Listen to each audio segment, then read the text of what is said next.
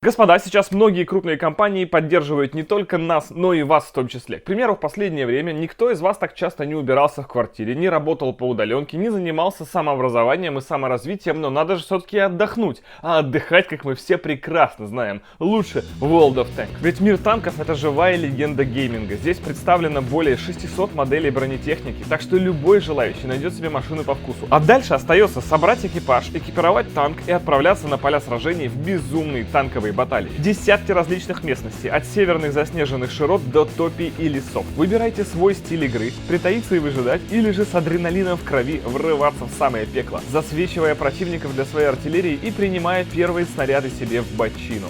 Хотя кто знает, может именно ты везунчик. Мир танков уже объединил миллионы игроков по всему миру в стремлении стать лучше. Так и зачем же сдерживать себя? Регистрируйтесь по ссылкам в описании прямо сейчас, и тогда новички получают неделю премиум аккаунта, танк Т2 ЛТ и 400 тысяч кредитов. Но если вы не заходили в игру более 30 дней, то вас ждет 7 дней премиума и 3 боевые задачи. А для действующих командиров действуют боевые задачи с X5 опыта.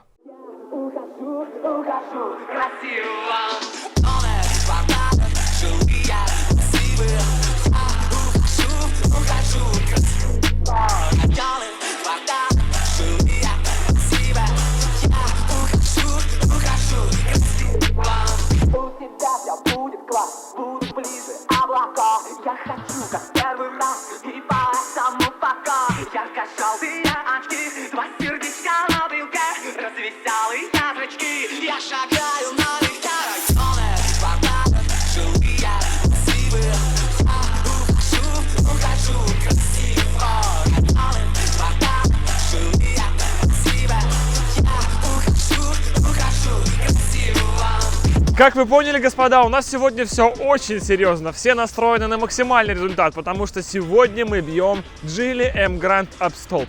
Для тех, кто не в курсе, это цикл научно-парадоксальных передач о том, что будет, если вдруг машина встречает боковой удар со стороны столба. Началось все это с того, что мы ударили столб Toyota Mark II, потому что Mark II не мог жить иначе без столба. И после этого мы поняли, а что если не сравнить Toyota Mark II за 250 тысяч рублей с его конкурентами за эти же 250 тысяч рублей. Выяснилось, что среди конкурентов у Toyota Mark II это все остальные автомобили за 250 тысяч.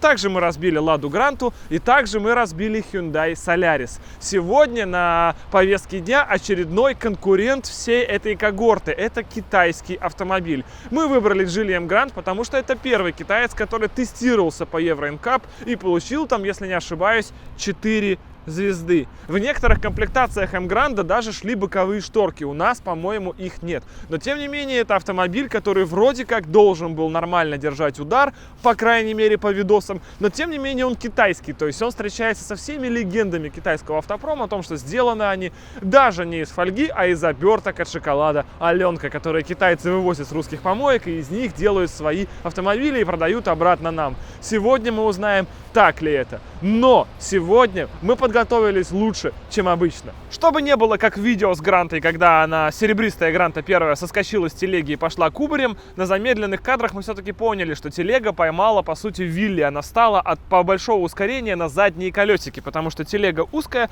машина стоит высоко, центр тяжести получился наверху, и от ускорения машина просто стала вот так заваливаться, тем самым ставя на дыбы телегу. В этот раз у нас есть ультра-телега, и называется она так именно потому, что делал ее Джаггер Гараж. А Джаггер Гараж, как вы знаете, делает вещи. Мы посчитали, что телегу нужно делать длиной 3 метра, для того, чтобы в передней ее части, как на вилах, вот так впереди, перемычки там спереди нет, стояла машина, а задняя часть работала как вилли-бар. Таким образом, длина телеги не позволяет автомобилю никогда поставить телегу на задние колесики, потому что ее длина этому самому сопротивляется вот этим рычагом. Плюс есть специальные уши и куча поперечин удобных, за которые теперь удобно тачку привязывать. Центр приложения усилия, то есть то место, к которому привязан трос, у нас также находится посередине телеги, чтобы на всякий случай исключить все негативные моменты, опять же, с такими усилиями и попытками телеги встать на дыбы и потом приземлиться мимо рельс. Также теперь сбоку у этой телеги есть колесики, которые не позволяют ей еще право-лево двигаться. Все это тарировано прямо впритык, зазоры там миллиметр в миллиметр. Рельсы у нас с прошлого раза еще новые, на своей отдельной подушке, теперь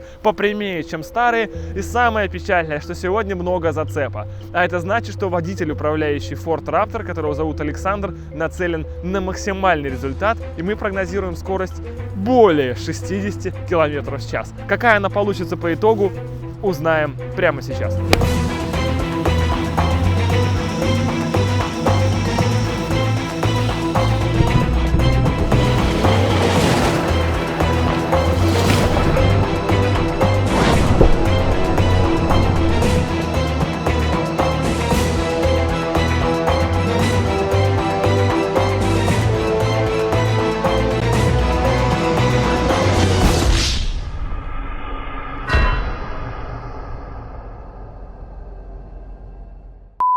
О, мы все проиграли! Завалил столба с первого раза! По 5000 спорили, Саня выиграл! Секундочку, это самое главное! Никто не верил тебе! Я один сказал, Ты завалил. сказал один, что завалит! Вообще, топчик. Да потому что ты сам его и завалил! Ты все подстроил! Я вечером вот это... Капец! Вот это шок! Это шок! Ну ему, конечно, плохо. Но и скорость была конь какая. Это абзац. Новый столб-то был. Музыка играет. Да, музыка реально играет. Капец.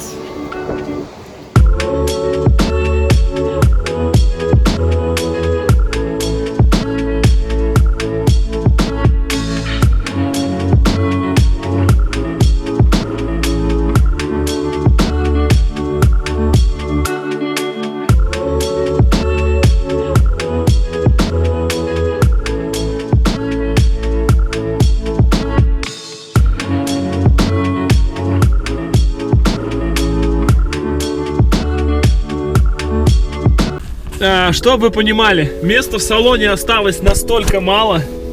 Вы только посмотрите на это. Тут вообще, вот там где-то открытие капота. До него реально не добраться, до этого места, где открывается капот с электро-КПП. Подзаклинило. Короче, все очень печально здесь. По кузову прям беда. Вообще беда. Огромная беда. Даже ключ зажигания уперся в обивку вот эту вот, еле там. Ну-ка, давай попробуем завести. Сейчас радио работает, печка работает. Давай выключим печку. Печку как мы выключим сейчас? Вот так. Попробуем завести двигатель. Офигеть! Можно ехать! Он заводится прямо. Ладно, заглушим. Но здесь реально внутри очень тесно стало и очень плохо. Очень много стекла здесь. Наверное, я буду с порезанной попой сегодня. Возможно ли сюда поместиться человеку теперь?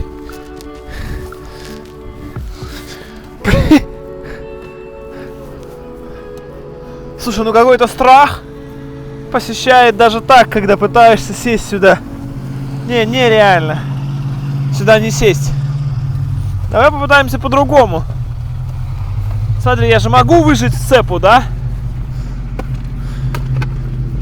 Это нам больше не надо. Я могу сесть, типа...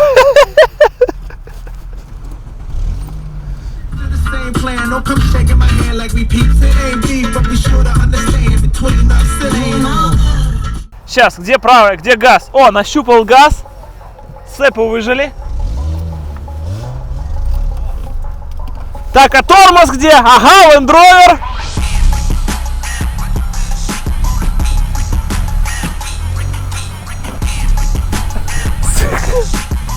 По-моему, нормес. Сейчас еще раз дам.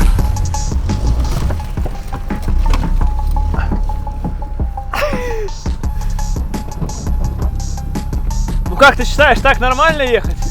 Мне тоже нравится, да и девчата ведутся. Давай дверь прикроем. А то мне некомфортно, когда она открыта. Ну и правой подгазовывать будем, да, все-таки?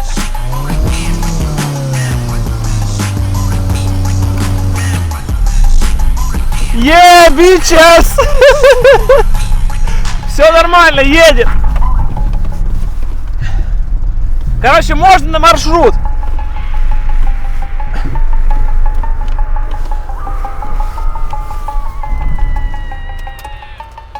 Фух. Да, это жестко. Просто чисто дейли тачка. Блин, ну она после этого едет, видишь, в отличие от Гранты. Также на заднем плане стоит Запорожец. И многие из вас всю серию ждали, а когда же мы его бахнем? Но на самом деле он в очень хорошем состоянии, принадлежит к ребятам с канала Автовалера, поэтому бахать мы его не будем. Но если вам хочется посмотреть, как крошатся еще тачки друг в друга, лабаш в лабаш, то это можно сделать прямо сейчас. Сергей Леонидович Каваргин на своем канале, сейчас так же, как и я, стартовал цикл краш-тестов. Естественно, делает он их в своем стиле, другие и с другими тачками. Но суть та же, узнать, какая из них лучше. Так что вы можете пройти по ссылкам в описании. Он реально неплох. И посмотреть там лобовые столкновения легендарных автомобилей. По кузову есть реально понимание, что она как Гранта, то есть ее загнуло так же. Понятно, что это не Марк, но она как Гранта, это факт. То есть столб на месте водителя, всем хана, скорее всего. Все печально, но если Гранта вся просто разошлась, у нее моторный щит по швам полез, привода из коробки вытащила. В Гранте было все очень печально. Эта тачка заводится и едет. И управляется, переключаются передачи. Да, селектор, понятно, что все передачи поменялись местами, но при этом ничего не оборвало. Есть тормоза, не капает ни бенз, ни масло, ни тосол. Значит, двигатель с подушек не сорвало. Мы бы, наверное, это бы даже и увидели, если бы можно было добраться до того места, где раньше был рычаг открывания капота. Сейчас его просто нет, его там зажало в складках. Но в любом случае, как мы и начинали прошлую серию про М-Грант, когда у вас есть одни и те же деньги, и вы можете одного и того же года выбрать или Гранту, или М-Грант. М-Грант, получается, при всех равных ведет себя так же, но он больше и китайский. То есть глобально разницы никакой. Да, здесь другой двигатель, здесь своя специфика, но в целом это одного поля ягодки. Я честно очень верил в китайца. Все-таки Евро НКАП, все-таки 4 звезды. Все-таки это машина, которая была уже спроектирована в наше время, а не произрастает корнями из 80-х. Тем не менее, на пассивную безопасность, на безопасность при боковом ударе, как мы видим, это никак не повлияло. Что ж, господа, это был очередной наш документально-парадоксальный фильм из цикла «Столбы против машин». В следующей серии у нас с вами, господа, тяжелая артиллерия УАЗ Патриот, который в следующем будет сопоставлен с Гелендвагеном за одни и те же деньги. Оставайтесь с нами. Огромное всем спасибо, что смотрели это видео. Удачи и пока!